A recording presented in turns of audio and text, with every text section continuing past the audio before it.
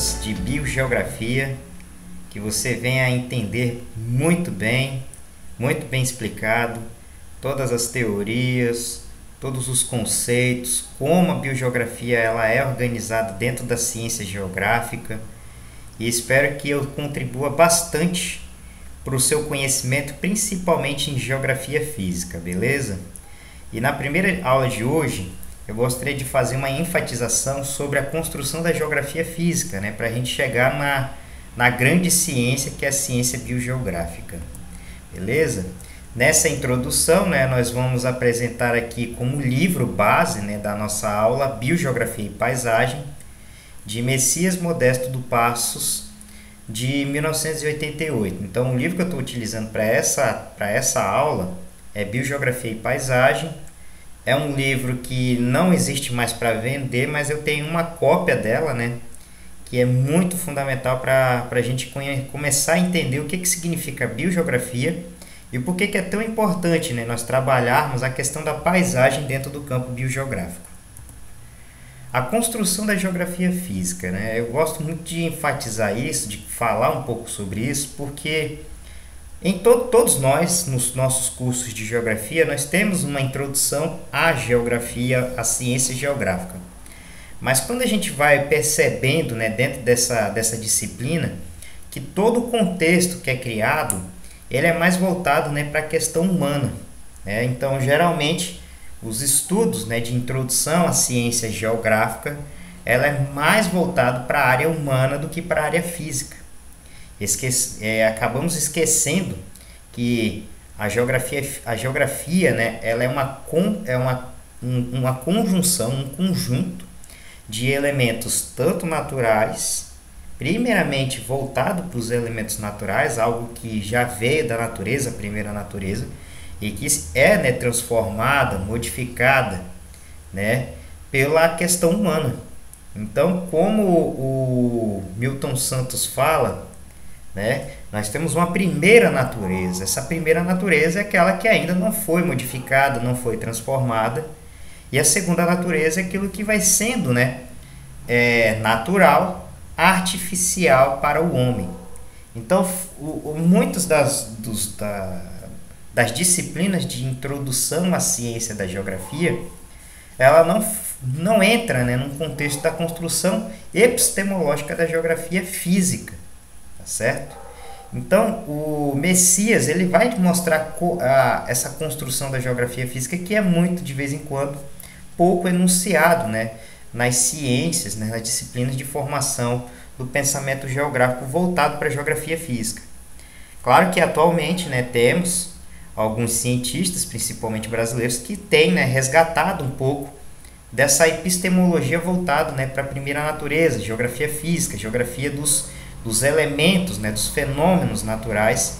Eu posso citar aqui um que é o Antônio Carlos Witt, que é um dos autores que eu mais leio, né, e tento entender como a geografia física ela é construída e transformada ao longo da sua trajetória. Claro que eu não vou me aprofundar no nível de Antônio Carlos Witt, mas eu vou pelo menos pincelar alguns conceitos que podem, né, ser de interesse de vocês nas próximas aulas e também para a vida, né, acadêmica de vocês. Então, a construção da geografia física. Com o objetivo de compreender os enigmas do universo, a geografia orienta-se na formulação de enunciados e de leis de legitimidade científica. A geografia física, ela lá no início, ela vai se apossar, né, de elementos, de leis, de formulação de enunciados que vão fazendo com que ela seja construída.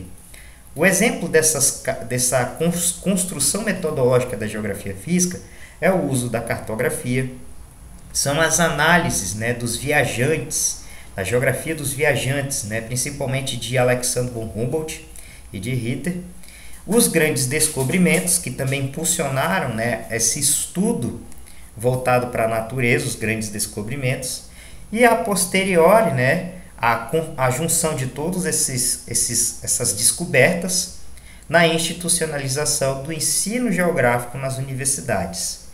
A geografia ela só vai tomar corpo quando ela é institucionalizada e ela se torna, né, uma ciência a ser ensinada e explicada e confrontada, né, nas universidades, tá certo?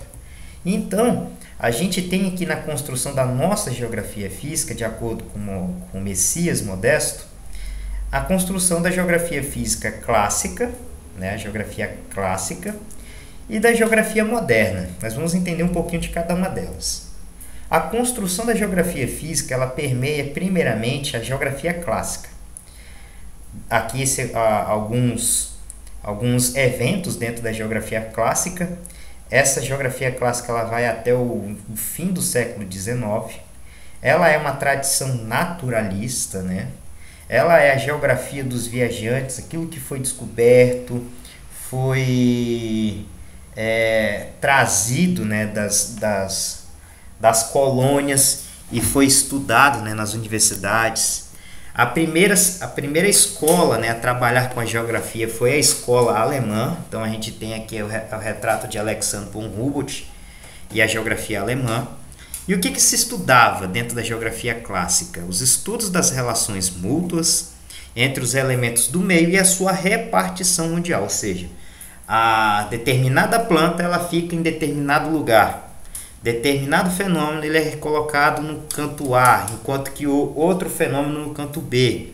E o estudo desses elementos eram construídos a partir de uma base cartográfica. Isso era chamado de geografia geral, dentro da geografia clássica. Tá? Outro que vai trabalhar e vai confrontar com as ideias, né, com os conceitos aplicados da geografia alemã, e que evolui um pouco à frente, é a escola francesa. A escola francesa ela vai trabalhar muito a questão da fisionomia das combinações regionais. Ou seja, ela vai pegar uma influência, né, da história. Como foi construído determinado espaço. Como esse espaço ele é construído. E a partir das combinações paisagísticas que existiam em determinado espaço, você tinha uma fisionomia. Tá certo? Então, quando você tirava uma foto de uma determinada região da França, você tentava, né, separar cada elemento, tá? Que aí ele dizia partia das partes, e aí com essas partes, né, modificadas em cada lugar, você tinha um todo, né, de todo um espaço. Tá? E os franceses foram os primeiros, né, a gerar, né, uma construção metodológica para a geografia física, para a geografia e que também para a geografia física. Ou seja, eles queriam fazer uma investigação do todo, ou seja, primeiro fazer uma investigação do todo geográfico, né, de toda a totalidade, para assim, né, você ter uma construção metodológica a partir, né, de coleta de dados. Esses dados eles teriam que ser inventariados, o que é cada parte do espaço da paisagem, descritos, classificados, confrontados, comparados e correlacionados. A partir de toda essa coleta de dados, de toda essa metodologia, de toda essa sistemática metodológica, aí a gente ia definir a tipologia de determinado espaço, de determinada paisagem. Tá? Então a geografia física ela vai se apossar de conceitos metodológicos, tanto da escola alemã como da escola francesa. É o que a gente pode considerar, né, a primeira parte da construção da geografia física a partir dessas escolas. Tá?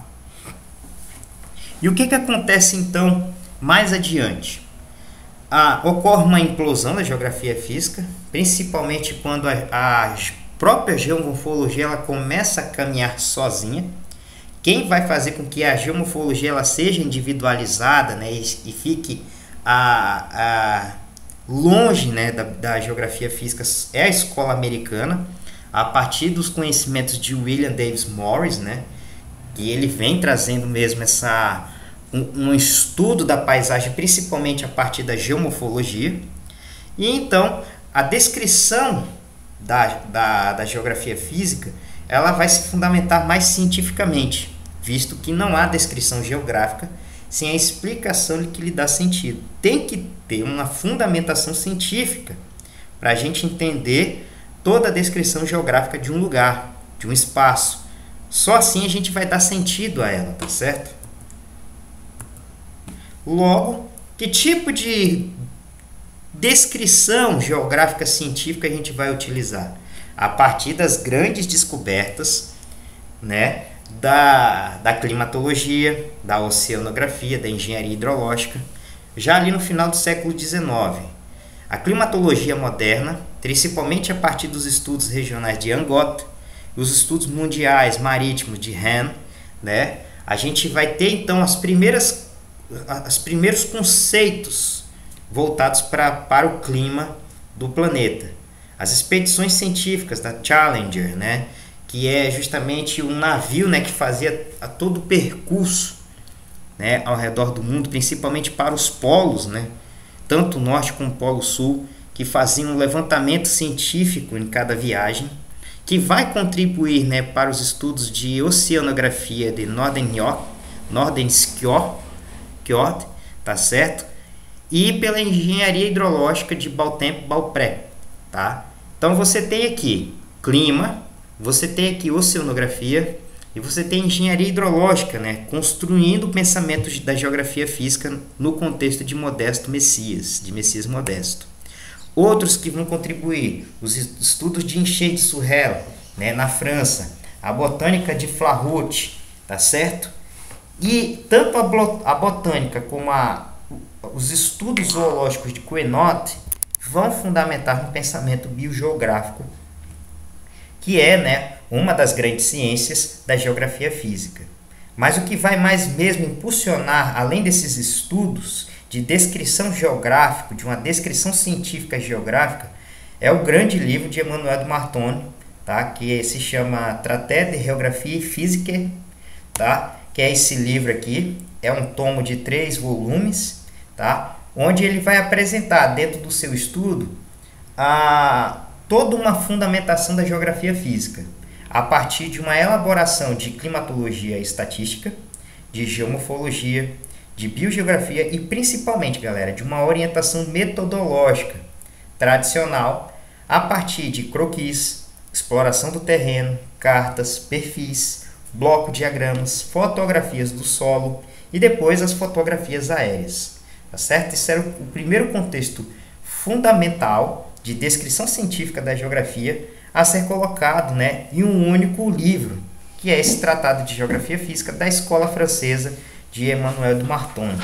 Outra coisa que a gente vai ter aqui, né, apesar de ser um estudo pioneiro, um estudo avançado de geografia física, existe alguma ausência de estudos cartográficos. Não tinha dentro desses contextos do livro uma tipologia minuciosa das unidades de médias dimensões, como relevo, formações vegetais, regimes mesoclimáticos, tipos de tempo e ainda um vocabulário específico. Aquilo que não foi tratado por Emmanuel de Martonne seria tratado nos estudos a posteriori de 1909. Ou seja, o livro de Emmanuel de Martonne é um livro mais histórico do que cinemático. Ou seja, o que é diferenciado aqui? Ele conta a história da paisagem, mas ele não sabe explicar quais são os mecanismos que fazem com que a paisagem ela seja formada de acordo com aquela fotografia. Por isso que ele não é tão cinemático como os leitores, os cientistas, aplicaram para esse livro do Emmanuel de Martonne. Ou seja, ele não sabia explicar o que fazia que determinada paisagem tivesse uma espécie de fisionomia diferente da outra. Tá certo? É isso que eu estou tentando passar para vocês. Isso só vai ser transformado quando a gente vai, após as primeiras e segundas guerras mundiais, o implemento das tecnologias, principalmente de imagens de satélite, que a gente vai definir a superação da geografia clássica para a geografia moderna. A geografia moderna ela vai começar na década de 1950. Ela é uma construção analítica, muitas bases de dados, principalmente físicos e matemáticos, e químicos também, que vão fazer com que a geografia ela seja modernizada, ela seja aprimorada, ela venha, né, superar o contexto somente descritivo da paisagem, que era muito significativo na geografia clássica, mas que hoje na geografia moderna não tem mais cabimento. E aí a gente tem também a contextualização da independência dos fenômenos biofísicos, né? A tectônica de placas, os estudos da geologia, os estudos da geomorfologia, os estudos biogeográficos, os estudos climáticos, os estudos hidrológicos principalmente, que vão fazer, né, a construção de partes por um todo. E o que falta também, que é uma construção, a intervenção humana, né? A geografia física, para ela ter sentido, ela tem que ter a intervenção humana. Até porque a natureza impõe sobre o homem muitos obstáculos, muitas barreiras para que ele venha superar elas, né? Então, por isso que falta o homem, para ele ter uma construção de uma cidade, ele teve que superar muito, mas muito mesmo, todas as barreiras e impedimentos que a paisagem lhe ofereceu para ele chegar em determinada construção de cidade, determinada construção de espaço, certo? Então a gente vai ter aqui algumas ciências, né, que fizeram com que a geografia moderna transcendesse a geografia clássica. A climatologia, principalmente as dinâmicas de atmosfera, a oceanografia, a engenharia, a geologia, principalmente com as dinâmicas do interior do planeta, a geomorfologia com métodos de medição e avaliação do relevo, e a cartografia com as imagens aéreas, né, as imagens orbitais de satélite. Então, os objetos da geografia física, elas não são inertes ou imutáveis. Muitos acham, né, que olhando para a paisagem você vê algo parado, estático, mas não. Ele está em constante movimentação, ele está em constante modificação. E eles não são também isolados, há um conjunto por trás, né, de uma construção de uma paisagem a partir da geografia física. A geografia física, ela tem história, ela tem origem e se insere em um sistema complexo, tá? Ou um sistema complexo de interações biofísico-químico, visto que a alteração de um dos componentes pode interferir sobre todo o conjunto de combinação na paisagem. Logo, as características fundamentais da geografia física são dois tipos: a importância dos fenômenos dinâmicos, ou seja, a cinemática, né, implantada dentro, né, da paisagem, que seria os vários níveis de energia, os vários níveis de forças que vão, né, interferir em processos de modificação da paisagem, e aí as complexidades das situações. Por mais que a gente olhe para uma paisagem, galera, nós não sabemos toda a totalidade daquele espaço. Nós não sabemos que estão acontecendo fenômenos biofísico-químicos do solo, no ar, e isso então faz com que as nossas análises elas sejam não na sua totalidade, mas uma parcela delas, que a gente chama de combinações espaciais e combinações temporais. E por que a geografia física e a geografia humana elas nunca se uniram? Principalmente, né, a gente vê essa divisão dentro das nossas universidades. Mas só que tem uma coisa interessante, galera. Por mais paradoxal que seja a geografia, a geografia humana é uma ciência que tem pouca conexão com a geografia física. Parece que ambas não se conversam, elas são diferentes. É como o Hartshorne, né, no livro A Natureza da Geografia, acaba tendo essa dicotomia, né, dentro do campo geográfico, de que a natureza é uma coisa e a humana é outra. Sendo que ambas deveriam trabalhar juntas, né, na construção de um conceito dentro da própria geografia, né? Tá certo? Um exemplo aqui, ó. Como era trabalhado a geografia física dentro, né, das escolas, dentro das instituições de geografia que a gente tinha. Tipo, na escola francesa, tentou juntar os laços de geografia física e humana, a geografia vidalina, né, a geografia de Vidal-Lablache, que ele considerou como a geografia dos lugares, ou seja, ainda tentou fazer com que ambas, né, tivessem uma conexão, certo? A geografia francesa ainda tentou fazer com que ocorresse uma conexão entre geografia física e geografia humana. Já na escola alemã, elas são totalmente separadas. Geografia física de um lado, geografia humana de outra. Na escola americana, a geografia física nem é uma grande ciência dentro da escola americana. A geografia física ela é uma ciência que é uma ponte para outras ciências, né? Os americanos eles dão muito mais ênfase à geomorfologia ou fisiografia do que para a própria geografia física em si, tá? Continuando na escola francesa, ela é mais ministrada em outras ciências, né? Tá certo? Na escola francesa, por mais que exista essa conexão, tentativa de conexão, ela ainda é ministrada em outras ciências, né? Vamos supor, dentro de uma engenharia, a geografia física está dentro daquele contexto. Tá? No Brasil, né, a gente tem aqui algumas instituições que fazem com que a geografia física ela permaneça, né, dentro do seu contexto. A exemplo, né, são as instituições de fomento à pesquisa, né, que formulam pesquisas e muitos estudos envolvendo a geografia física, por exemplo, CNPq e a CAPES. Existe também, né, a Associação de Geógrafos Brasileiros, que trabalham muito, né, a questão de tentar, né, formular conceitos e teorias, né, onde juntem as duas ciências, e principalmente no trabalho das universidades e institutos federais, na tentativa de fazer, né, uma construção de geografia física dentro dos seus parâmetros espaciais.